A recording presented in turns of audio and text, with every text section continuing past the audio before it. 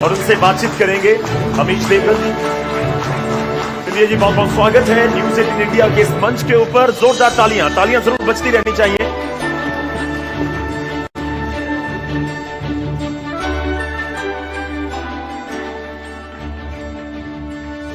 तो जोरदार तालियों के साथ अभिनंदन करिए केंद्रीय मंत्री ज्योतिरादित्य सिंधिया का। सिंधिया जी नमस्कार। नमस्कार अमित, कैसे हो? मैं बिल्कुल ठीक हूं। देखिए, सवाल तो कई सारे हैं, लेकिन सरकार 100 दिन अपने कंप्लीट कर रही है और इन 100 दिनों में, क्योंकि ये गठबंधन वाली सरकार है, थोड़ा दबाव महसूस हो रहा है। ऐसा बार बार पूछा जाता है आप लोगों से। दबाव किस बात की?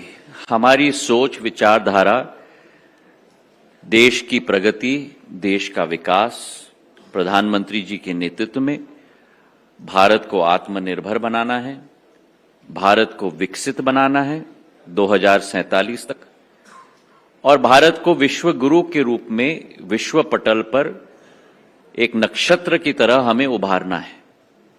दबाव अगर है तो हमें अपना दबाव अपने पर है, ताकि परफॉर्मेंस रिलेटेड कार्य दिन प्रतिदिन हो। लेकिन अलायंस का दबाव, क्योंकि पहले 303 थे, अब 240 हो गए हैं। अलायंस का देखिए, अलायंस का दबाव, एनडीए का गठबंधन सदैव रहा है।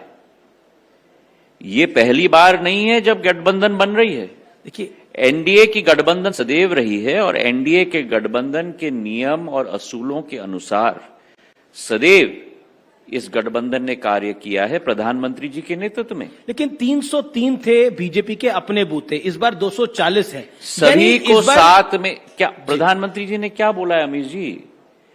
सबका साथ, सबका विकास, सबका विश्वास और सबका प्रयास। उसमें आपका प्रयास भी जरूरत है। नहीं, हमारे प्रयास से ज्यादा तो इस समय चंद्रबाबू नायडू और नीतीश कुमार के प्रयास की ज्यादा जरूरत है। उनका विश्वास जरूरी है। केवल नहीं, केवल आप अपने आप को केवल गठबंधन तक सीमित मत रखिए।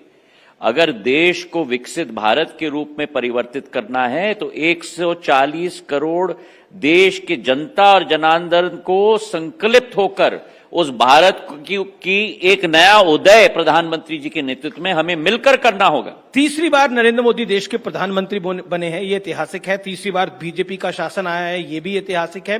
तो इन 100 दिनों में मोदी 3.0 में ऐसे कौन से 3 बड़े काम हैं जो आपको लगता है वाकई गेम चेंजर है?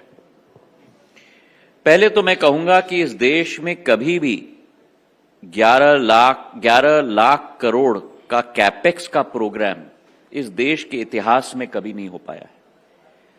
जो इस बार सरकार ने एक मूल मंत्र मानकर उसे आगे ले जाने का कर्तव्य और संकल्प लिया है, उस 11 लाख करोड़ में करीब 3 लाख करोड़ सीधा अधोसंरचना में जी। और आज अगर जो भारतीय विदेश का भ्रमण करता हो, वो स्वयं अनुभव करता है कि जो भारत में आज अधोसंरचना प्रधानमंत्री जी के नेतृत्व में संभव हो पाया है, चाहे रेल हो, वंदे भारत की बात करो आप, चाहे रोड हो, हमारे हाईवेज की बात करो, चाहे एयर हो, जो मेरा पुराना पोर्टफोलियो रहा जी, जहां 74 हमारे हवाई अड्डे थे 2014 में, आज 160 के करीब हमारे हवाई अड्डे और अंतर्राष्ट्रीय स्तर के हमारे बन चुके हैं। न्यूयॉर्क और फ्रैंकफर्ट और लंदन में जाओगे तो आपका बैगेज नहीं मिलेगा, पर इंडिया में आपका बैगेज घूम नहीं हो जाता। सुरक्षा, सर्विस, क्वालिटी लेवल्स हमारी अंतर्राष्ट्रीय स्तर की। आज भारत इंफ्रास्ट्रक्चर पर विश्व का नेतृत्व कर रहा है और ये आभास हर भारतीय को होता है, या वो प्रवासी भारतीय को होता है जब वो देश में आता है, या भारतीय नागरिक को होता है जब वो विदेश जाता है। इंपॉर्टेंट क्वेश्चन कि आपके पास एक बहुत महत्वपूर्ण मिनिस्ट्री है। एमटीएनएल और बीएसएनएल के रिवाइवल के लिए एक बड़ा करार भी हुआ है।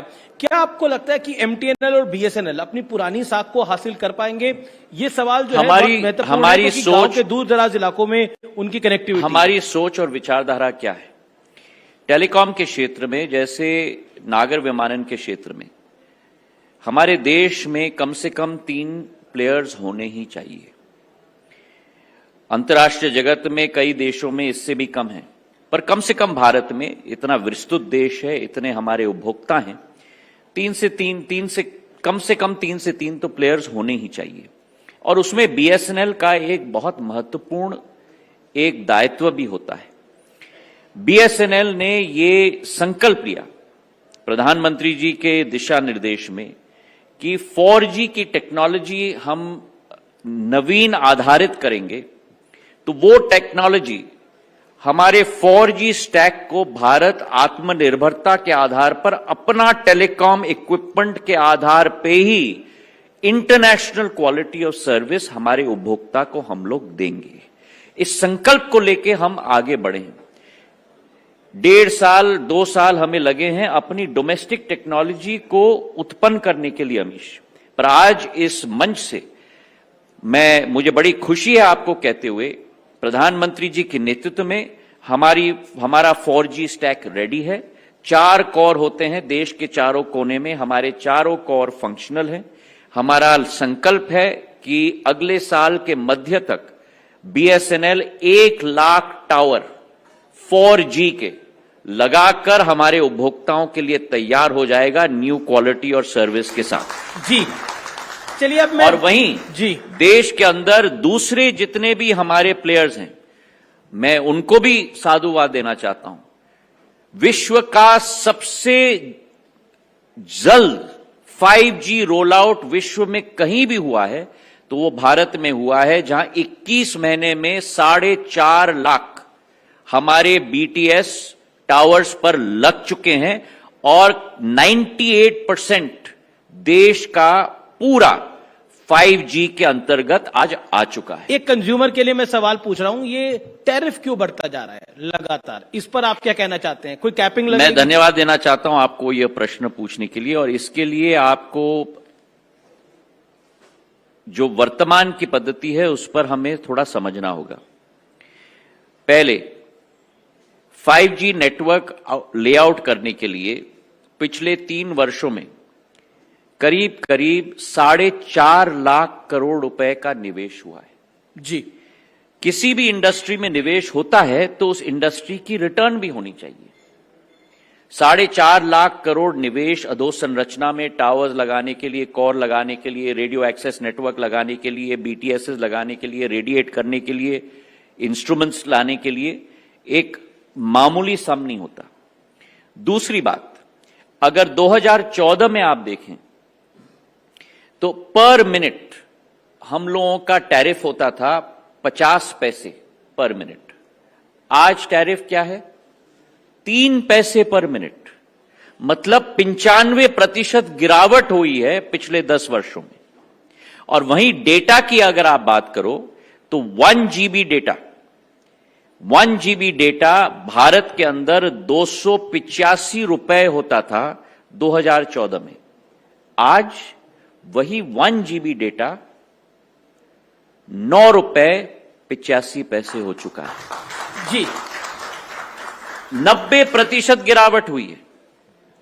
विश्व स्तर पर अगर आप एक पैकेज देखो, मैं आपका थोड़ा समय ले रहा हूं, एसएमएसएस का, 2 GB का और वॉइस का, तो करीब करीब $9 है हमारे पड़ोसी देशों में, करीब $12 से $15 है यूरोप के देशों में, और करीब करीब $20 है अमेरिका में। भारत में $1.50। इस अगर टैरिफ के लेवल से अगर 10% वृद्धि हुई है तो जो आज वॉइस 3 पैसे पर मिनट है वो 3.3 पैसे पर मिनट हो चुका है। केवल इतनी वृद्धि हुई है, और आज भी हमारा टैरिफ विश्व का सबसे लोएस्ट टैरिफ पूरे वर्ल्ड में अगर है तो वह इंडिया में। ठीक है, लेकिन मैं अब 2024 के चुनावों पर आता हूं। एक नैरेटिव चलाया गया कि संविधान बदल देगी भारतीय जनता पार्टी, और ओबीसी पिछड़े वर्गों में इस नैरेटिव को उत्तर प्रदेश में जगह भी मिली, महाराष्ट्र में भी जगह मिल गई, मध्य प्रदेश जैसे राज्य में जगह नहीं मिली। इसको आप कैसे देखते हैं? क्या ये बड़ा चैलेंज है? क्या विपक्ष अपनी टोन सेट करके ले गया और एक सेटबैक लगा बीजेपी को? देखिए, कथनी और करनी में कभी अंतर नहीं होना चाहिए। जो दिल में संकल्प हो, मन में संकल्प हो, उस संकल्प के आधार पर मनुष्य को, संगठन को, सरकार को चलना चाहिए। प्रधानमंत्री जी ने जिस दिन से उन्होंने शपथ ली है, यह संकल्प लिया है कि उनकी विचारधारा में केवल 5 जाति हैं इस देश में: किसान, महिला, युवा, गरीब। और इन 4-5 जातियों के लिए दिन रात सरकार को और हम सबको कार्य करना होगा। लेकिन नुकसान तो हुआ। सुन लीजिए ना मेरी बात जी। आज सबसे ज्यादा सांसद अगर पिछड़े वर्ग के और एससी और एसटी के अगर हैं तो वो भारतीय जनता पार्टी में है। अगर भारतीय जनता पार्टी के मंत्रिमंडल को आप देख लो तो इतिहास में आजादी से आज तक सबसे ज्यादा अगर एससी, एसटी और ओबीसी मंत्री अगर हैं तो भारतीय जनता पार्टी के मंत्रिमंडल में। और जो लोग कहते थे हमारे अनुसूचित जाति, जनजाति, पिछड़े वर्ग के बारे में, वही लोगों ने पिछड़े वर्ग की रिजर्वेशन आरक्षण के बिल का विरोध किया था जब वो लाया गया था। आज उनकी बोलती बदल रही है। लेकिन सिंधिया जिन लोगों ने बाबा साहब अंबेडकर को चुनाव में हराया था, कांग्रेस पार्टी ने बाबा साहब अंबेडकर के विरुद्ध कैंडिडेट खड़ा किया, किसी और दल ने नहीं खड़ा किया। कांग्रेस पार्टी ने खड़ा करके बाबा साहब अंबेडकर को हराया। आज वो पार्टी मेरे अनुसूचित जाति के बारे में बात कर रही है। और तो और क्या मैं क्या कहूं, उनके नेता ने तो स्पष्ट कर दिया कि उनकी क्या सोच है। हम आरक्षण खत्म करेंगे, ये अमेरिका में जाके घोषणा कर दी। तो आरक्षण कौन खत्म करने वाला है? वो पूर्ण दूध का दूध और पानी का पानी अमेरिका की जनता के सामने भारत की जनता को दिखा दिया है। लेकिन फिर भी उनका नैरेटिव ये कुछ राज्यों में तो काम करा। क्या आपको लगता है कि इसके पीछे एक ये भी कारण था कि बीजेपी अपने मैसेज को डाउन द लाइन नहीं पहुंचा पाई कुछ राज्यों के अंदर, स्पेशली उत्तर प्रदेश? भारतीय जनता पार्टी देश के एक एक नागरिक के लिए जी जान लगाकर कार्य कर रही है।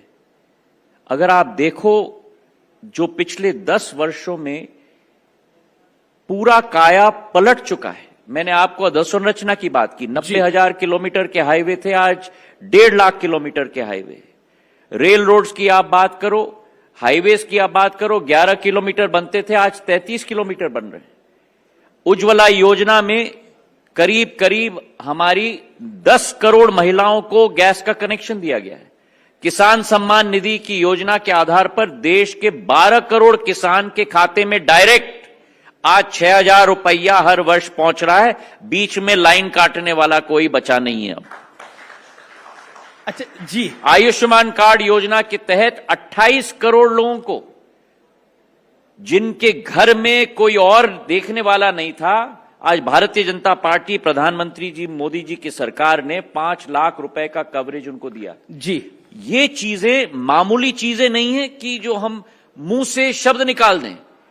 एक एक व्यक्ति को कवरेज देना कितना कठिन कार्य होता है, और 28 करोड़ लोगों को कवरेज देना ये कोई मामूली बात नहीं है अमीश। आज भारत बदल रहा है, भारत बदल चुका है, भारत अग्रसर हो रहा है, और विश्व पटल पर प्रधानमंत्री जी ने भारत का नाम अग्रसर कर आपने विश्व पटल की बात करी। राहुल गांधी अमेरिका में थे, उन्होंने बोला हमारे देश के जो चैलेंज है हमारे देश के सामने, वो सिख भाई अपनी पगड़ी पग डाल पाएंगे नहीं डाल पाएंगे, कड़ा पहन पाएंगे नहीं पहन पाएंगे, गुरुद्वारे जा पाएंगे नहीं जा पाएंगे। इस बयान को आप कैसे देखते हैं? देखिए, जो व्यक्ति भारत के नाम को झुकाने का कार्य करे विश्व के किसी भी मंच पर, इससे कोई निम्न स्तर की बात नहीं हो सकती।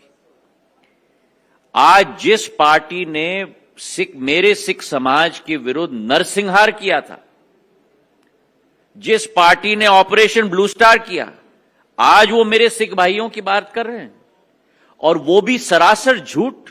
आप और हम सब लोग गुरुद्वारा में जाते हैं, हम सब लोग अपने सिख भाइयों के साथ कंधे से कंधे मिलाकर कार्य कर रहे हैं। पर क्यों बोला गया, क्यों बोला राहुल गांधी ने, क्यों बोली ये बात? 10 साल हो गए, अब 15 साल होने वाले हैं।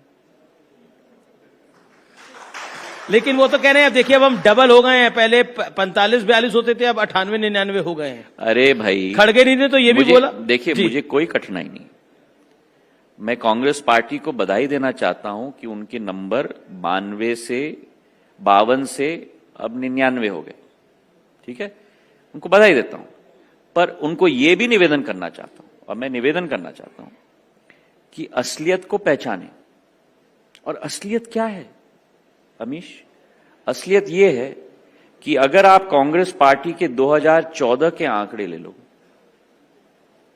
अगर आप कांग्रेस पार्टी के 2019 के आंकड़े ले लो, और अगर आप कांग्रेस पार्टी के 2024 के आंकड़े ले लो, और तीनों नंबर को आप जोड़ लो, 99, 55, 52, उसके बाद भी भारतीय जनता पार्टी के 2024 के 240 के आंकड़े तक नहीं पहुंचते। लेकिन खड़गे जी कह रहे हैं कि 20 सीटें अगर हमारी ज्यादा आती तो बीजेपी की जितनी टॉप लीडरशिप है ये जेल में होती और ये जेल में जाने के लायक ही है। देखिए, ये खड़गे जी ने बोला। जिन लोगों की ख्वाहिश है कि वे बादल में रहें और जमीन से दूर हो जाएं, आज असलियत यह है कि प्रधानमंत्री नरेंद्र मोदी जी जैसे पहले एक नेता है इस देश के आजादी से आज तक के समय में, जिनको देश की जनता ने एक बार नहीं चुना, 2 बार नहीं चुना, पर तीसरी बार फुल मेजॉरिटी के साथ सरकार में स्थापित किया। लेकिन जी, और इसको पहचानने, मानने और जानने के बदले में अगर ये सपने देखना चाहते हैं तो सपने देखते रहें। ये वही सपने देख रहे थे जब बाय इलेक्शन मध्य प्रदेश में हुए थे और कहा था कि बीजेपी के सारे सीट हारने वाले थे। ये वही सपने देख रहे थे जब 2023 में विधानसभा का चुनाव हुआ मध्य प्रदेश, राजस्थान और छत्तीसगढ़ में, और कहा था कि तीनों जगह हमारी सरकार बन रही है। ये वही सपने देख रहे थे जो 2024 में लोकसभा का चुनाव हुआ और बोला कि इस बार तो इंडी गठबंधन की सरकार बन रही है। जनता ने इनको अपना चेहरा दिखा दिया है, जनता ने इनको कह दिया है कि अपने गिरेबान में झांके, अगर कोई झांकना नहीं चाहता तो आप और हम क्या करें। जी, लेकिन आखिरकार राहुल जी के एडवाइजर कौन है? मैं क्या जानूं, तो आप तो खुद कांग्रेस में रहे, इसलिए मैं सवाल पूछ रहा हूं, कौन है? मैं क्या जानूं? फिर भी आपको तो जानकारी होगी, ऐसी एडवाइस दे कौन? ना मुझे इसकी ज्ञान है, ना मैं ज्ञान जानना चाहता हूं। तो जी, तो बदले राहुल आपको नई लोकसभा में नजर आ रहे हैं? मुझे तो कोई फर्क दिख नहीं रहा। कोई फर्क नहीं दिख रहा। अब भाषण कहते हैं कि थोड़ा एग्रेसिव देते हैं। और देखिए, मैं ये बोलना चाहता हूं आपको, भाषण देने से देश नहीं बनने वाला। मेहनत, मशक्कत और सही को सही और गलत को गलत कहते हुए देश बनता है। जी, अपने आप भी करके कुछ दिखाने से देश बनता है। चाहे कोरोना काल हो, चाहे वायनाड हो, जो अभी बाढ़ आई, उसमें कहीं भी कांग्रेस पार्टी का कोई कार्यकर्ता नहीं दिखता। और अफसर आ जाता है तो मंच पर चढ़ के भाषण दहाड़ने से कुछ नहीं होता। देश को अगर बनाना है तो हमें पसीने के आधार पर बनाना होगा। इस देश को हमें, जैसे आजादी में हमारे लोगों ने सिंचित किया था खून से, अपने खून से, वैसे आपको और हमें अपना पसीना देना होगा, और अगर खून भी देना होगा तो खून भी देने के लिए हमें तैयार होना होगा। एक सवाल, रवनीत बिट्टू हैं, आपकी सरकार में मंत्री हैं, उन्होंने राहुल गांधी को देश का नंबर 1 आतंकी कहा है। इस बयान को आप कैसे देखते हैं? देखिए, मैं किसी और के बयान पे मैं कुछ टिप्पणी करूं, मैं इसमें नहीं लगना चाहता। मैं केवल यह कहना चाहता हूं कि अगर आप भारतीय हो और अगर भारत आपके दिल में बसता है, तो जो व्यक्ति किसी और के माटी में जाकर मेरे तिरंगे को नीचे दिखाने की कोशिश करे, मैं इसका सहन कभी नहीं करने वाला। पर आतंकी है राहुल गांधी, नंबर 1 आतंकी। मैंने जो जवाब मुझे देना था मुझे दे दिया। ठीक है। मेरा अगला सवाल अरविंद केजरीवाल पर है। उन्होंने इस्तीफे देने का ऐलान कराया है। 48 घंटे में 24 घंटे अब जो लोग देख रहे हैं कि 3 महीने में तो चुनाव आ ही रहा है, अच्छा मौका है। मौका किसके लिए? एडवांटेज ले लो। जनता, पुरानी कहावत है जी, जनता सब जानती है। आप जितना भी छुपने की कोशिश करोगे, जनता सब जानती है। और आप देख लेना, जब भी दिल्ली का चुनाव होगा, नतीजा भी जनता ही देगी। हरियाणा के चुनाव में क्या होने जा रहा है? और भाजपा का कमल का फूल ही खिलेगा। हरियाणा के चुनाव में क्या होने जा रहा है?